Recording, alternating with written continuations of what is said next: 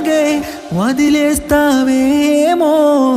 కలిసుంటే బాగుండేదమ్మా నువ్వు నేను విడిపోతామనుకోలేదమ్మా